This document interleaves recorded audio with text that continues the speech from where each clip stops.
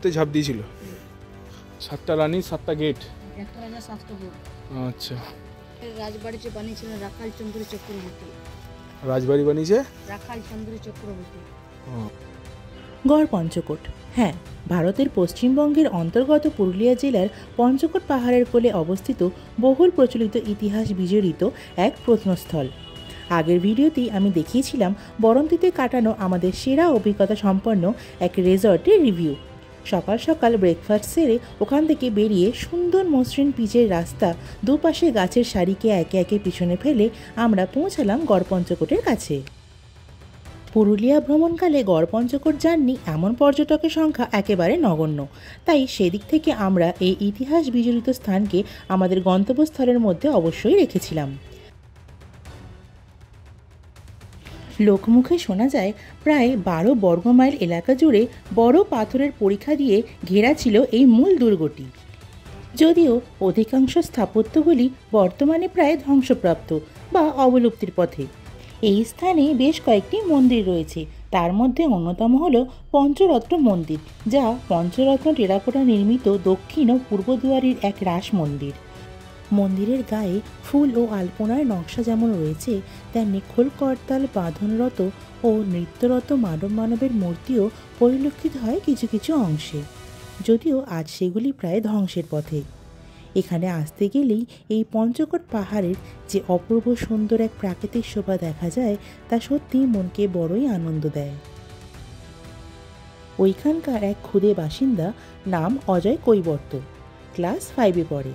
জানি না ইতিহাস ওর ফেভারিট সাবজেক্ট কিনা, তবে নিজের এলাকার ইতিহাসটিকে একেবারে গুলে খেয়েছে। চলুন ওর মুখ থেকে আমরা শুনে নিই ওইখানের ইতিহাসের কিছু অংশ। তোর নাম বল। আমার নাম অজয় কৈবর্ত। অজয় কৈবর্ত। কৈবর্ত। কোন ক্লাসে পড়িস? 5-এ। এটা কি? এটা তোমার সিংহদুয়ার মেন গেট রাজাদের। এটা রাজাদের সিংহদুয়ার মেন গেট। কোন রাজা?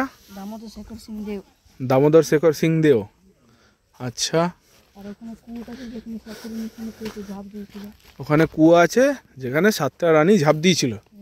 আচ্ছা, রাজা মারা গেছে এই ভেবে বর্গীরা যখন আক্রমণ করেছিল তখন রাজা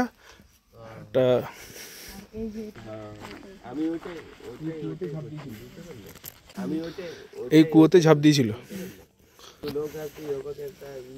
এই দেখতে চলুন 7 রানী 7টা গেট, 5টা সে দুটো ভেঙে গেছে।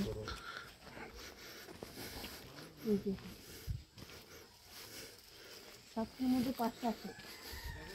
7টার মধ্যে 5টা আছে, দুটো ভেঙে গেছে। ওই দিকটা দুটো ছিল, ওই দিকটায় দুটো ছিল। 7টা রানী 7টা গেট। একটা রাজা 7টা বউ।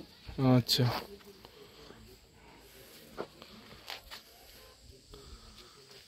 ওইটাই হচ্ছে তো রাজ মন্দির বা রাধাকৃষ্ণের মন্দির। এটা সিংহদুয়ার দিয়ে ভিতরে ঢোকা। এখানে রাজবাড়িতে বানিয়েছিলেন রাখাল চন্দ্র চক্রবর্তী।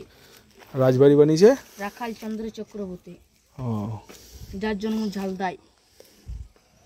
ঝালদায় জন্ম। ওই যেটা রাস মন্দির যেটা ছিল না, ওইটা তোমার ওইটা বানিয়েছিলেন অধীর চন্দ্র শেখর। আশা করি ওর এই বর্ণনায় আপনারা মুগ্ধ। টেরাকোটার তৈরি এই রাস মন্দিরটি প্রায় 60 ফুট উঁচু কেন্দ্রীয় চূড়া বিশিষ্ট। এটির ঠিক উত্তর পশ্চিম দিকে একটি পঞ্চরত্ন টেরাকোটা মন্দিরের ধ্বংসাবশেষ রয়েছে, যা প্রত্যক্ষ করলাম আমরা।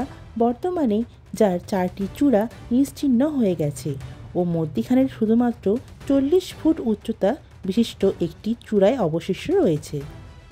আবার গড়ের পশ্চিম প্রান্তে যদি যাওয়া যায়, তাহলে প্রস্তর নির্মিত কঙ্কালী মাতার একটি ভগ্নপ্রায় মন্দিরের অস্তিত্ব চোখে পড়ে। পঞ্চকোট রাজ্যের নাকি কুলদীপ ছিলেন এই কঙ্কালী মাতা। বর্তমানে এই মন্দিরের কোনো বিগ্রহ নেই। শীতকালীন সময় পর্যটক এবং পিকনিক প্রিয় কিছু মানুষের পছন্দের জায়গা হলেও এই ইতিহাস বিজড়িত স্থান আগামী দিনে আর কতটা যে সুরক্ষিত থাকবে তা সত্যিই চিন্তার বিষয়। আশা করি আজকের ভিডিওটি আপনাদের ভালো লেগেছে। ভিডিওটি ভালো লাগলে অবশ্যই একটি লাইক করে দেবেন আর সাবস্ক্রাইব করে আমার পাশে থাকবেন। দেখা হচ্ছে নেক্সট ভিডিওতে। Bye, thanks for watching.